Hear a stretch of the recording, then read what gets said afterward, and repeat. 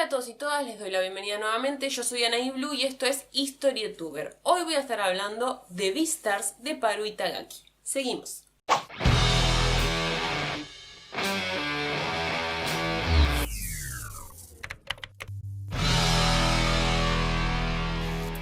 Muy bien, hoy voy a estar hablando del tomo 1 de Beastars de la mangaka Paru Itagaki.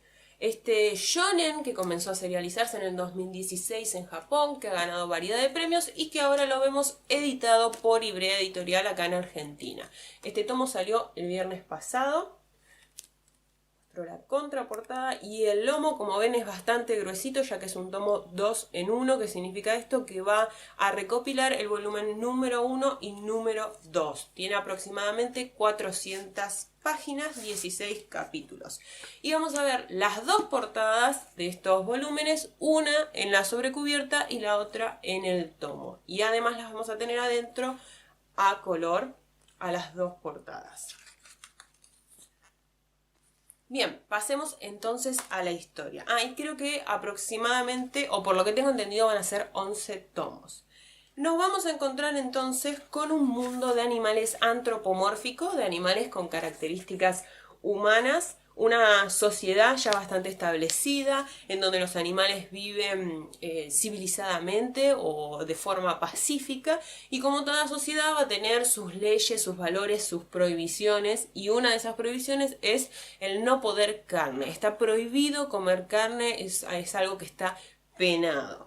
La historia se va a centrar en una escuela secundaria, la escuela Cherryton, la Academia Cherryton, y va a comenzar esta trama muy arriba, ya en las primeras páginas, con el asesinato de una alpaca, de la alpaca Tem, que es asesinada y devorada. ¿Esto qué va a hacer? Va a provocar que en esta escuela, en esta academia, empiecen a aparecer las desconfianzas, las sospechas, los entrecruces entre los carnívoros y los herbívoros. Y también por ahí que se reaviven ciertas tensiones antiguas que había entre estos dos grupos. Nuestro protagonista va a ser Legoshi, que es este lobo que vimos en la sobrecubierta, este lobo gris, que es parte del club de teatro y a su vez era amigo de esta alpaca, de Tem. Y vamos a acompañarlo en su historia, vamos a ver cómo a medida que va avanzando la obra, él va teniendo diferentes impulsos, diferentes sentimientos, se va por ahí descubriendo a sí mismo, va conociéndose o creciendo. Recordemos que creciendo interiormente. Recordemos que, como les dije, esto es una escuela secundaria, entonces los personajes son adolescentes. Van a aparecer asuntos por ahí que tienen que ver con el amor, con este instinto de querer comer carne, la atracción entre especies y quizás esta contradicción entre lo que yo quiero hacer, lo que siento, lo que me gusta y lo que la sociedad marca como algo que está bien o algo que está mal, o quizás como algo tabú. Lo que me pareció interesante también es esto del manejo por ahí de las apariencias y de los estereotipos, que es algo que también tiene este personaje, el personaje de Legoshi, que tiene que enfrentarse quizás a ciertas rotulaciones o encasillamientos que le hacen a él por ser un carnívoro grande. Entonces vemos cómo este personaje intenta quizás cohibir o ocultar esas características para no ser encasillado dentro de ese grupo. Y que incluso también él es contrario a lo que uno imaginaría por ahí de un lobo gris grandote. Es un personaje que es bastante reflexivo, es bastante sensible y que se está preocupando por los personajes de alrededor o por sus compañeros la mayoría del tiempo. Otros personajes, además de Legoshi, van a entrar en este juego de lo que uno es y lo que el resto piensa que uno es por cómo se ve o por el grupo al que pertenece. Vamos a tener a una coneja, a Hal. Se las muestro. También vamos a tener a un ciervo rojo, que son personajes que, como les digo, también entran en este juego de las apariencias y del peso del exterior.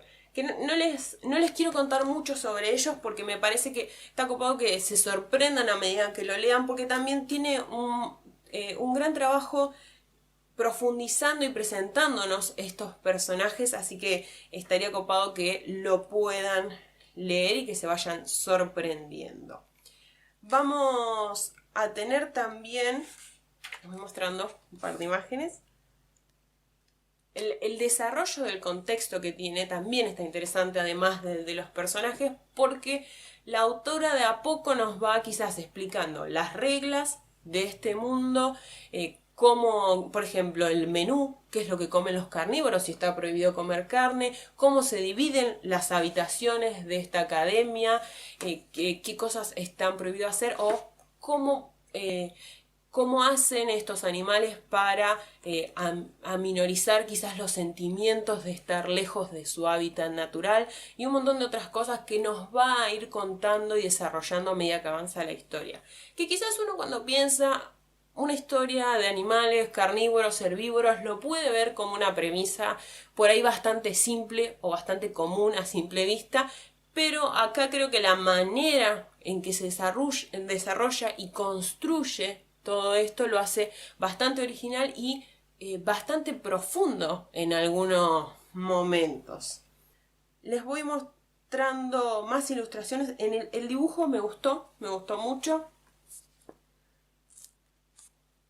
La expresividad y los movimientos de los personajes.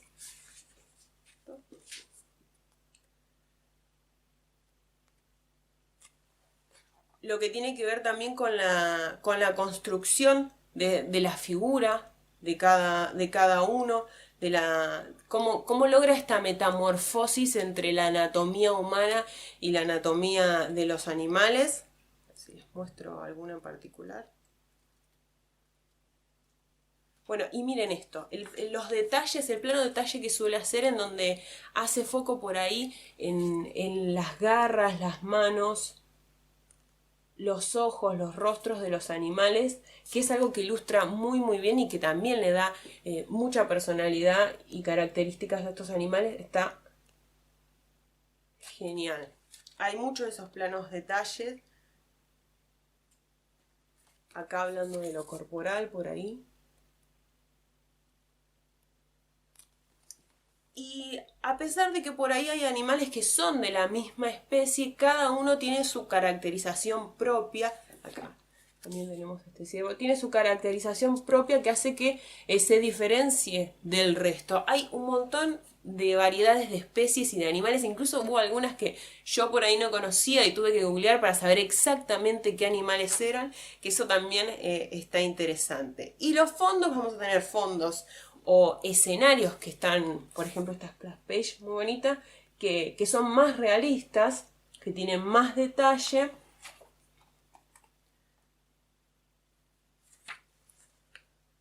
Y quizás fondos por ahí que son colores blancos, simple, algunos grises, algunas tramas.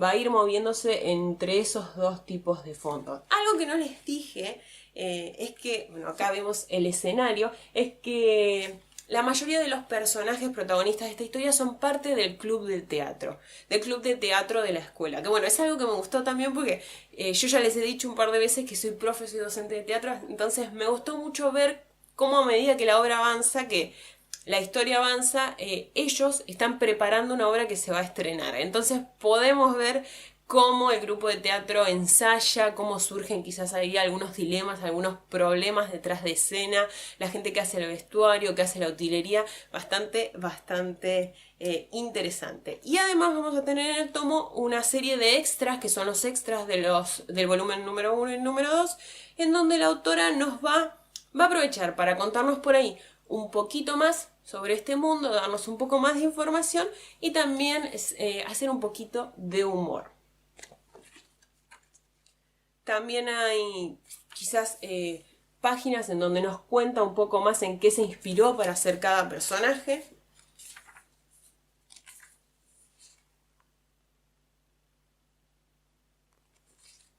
Muy copado. Bien, y eso es todo. Esto fue el tomo número 1, el volumen número 1 de Beastars de Paru Itagaki, que nos presenta este mundo nuevo, pero que tiene mucho que ver quizás con nuestra sociedad, con nuestra realidad humana, y que nos presenta varios personajes y situaciones interesantes que se van desarrollando y que para mí va a seguir haciéndolo, así que seguramente me compre el segundo tomo para continuar leyéndolo. Bien, espero que lo puedan leer ustedes también y que me puedan dejar en los comentarios sus opiniones. Como siempre les digo, leerlo para sacar también sus propias conclusiones. Nos vemos muy pronto. Recuerden suscribirse, que es gratis, dejar like. Saludos.